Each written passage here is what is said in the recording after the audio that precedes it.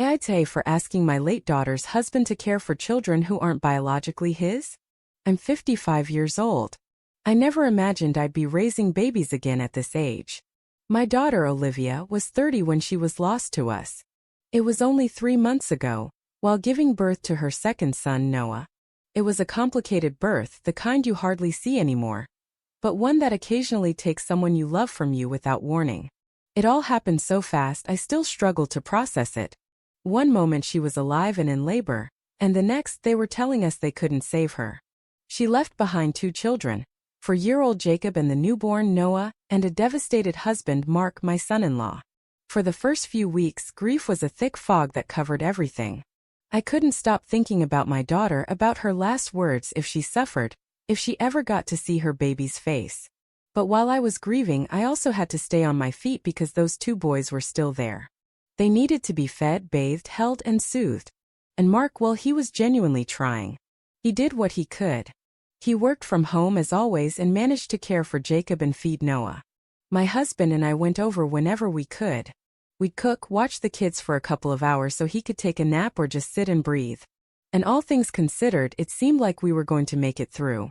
We weren't a perfect family, nor were we happy, but we were surviving, united by tragedy, by the unspoken promise to care for what was left of Olivia, the children, her sons.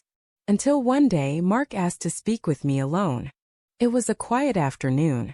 Jacob was napping and Noah was in my arms, drinking from his bottle. Mark seemed nervous. He wasn't crying, but he had that twitch in his jaw that always appeared when something made him uncomfortable.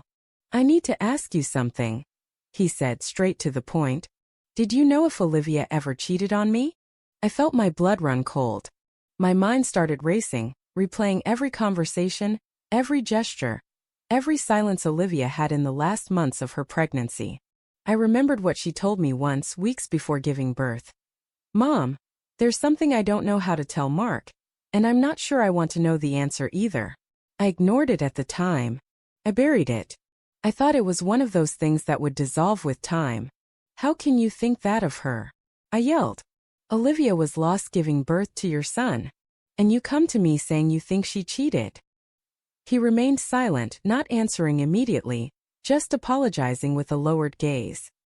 He explained that his mother, Jacob's paternal grandmother, had commented with a venomous tone that neither of the boys looked like him. He said he had thought it before, that he never felt completely sure, and now, without Olivia to ask, those doubts had returned like daggers in his back. I apologized for getting upset. We talked a little more. I tried